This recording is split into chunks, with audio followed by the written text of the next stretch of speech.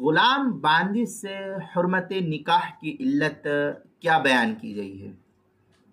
چنانچہ مالکین کے لیے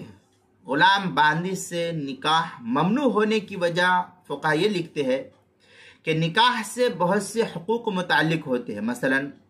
شوہر پر نان نفقہ، رہائش، اور متعدد بیوی ہو تو ان میں برابری۔ اسی طرح پر شوہر کے حکم کی تعمیل، عورت پر شوہر کے حکم کی تعمیل اور ایک دوسرے کی فطری تقاضوں کا خاص خیال رکھنا، یہ ساری چیزیں نقل کی ہے۔ اب اگر مرد کے لیے اپنی باندی سے نکاح کو صحیح مان لیا جائے تو ایسی صورت میں عورت باندی کو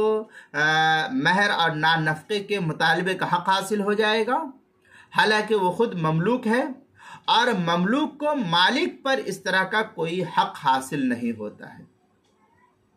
اور اگر غلام اپنی مالکہ عورت سے نکاح کرے تو ایسی صورت میں اس کی خود اپنی مالکہ پر حاکمیت ثابت ہوگی۔ یہ بات بھی مملوکیت کے منافی فقہا نے نقل کیا ہے، اس لیے شریعت نے مالک اور مملوک کے درمیان رشتہ مناکحت کو کالعدم قرار دیا تاکہ یہ سب سوالات اور اشکالات سرے سے کھڑے نہ ہونے پائے۔ چنانچہ اس سلسلے میں فتاوی شام کے اندر کافی تفصیلی بحث کرتے ہوئے لکھتے قال فی الفتح لأن النکاح ما شرع الا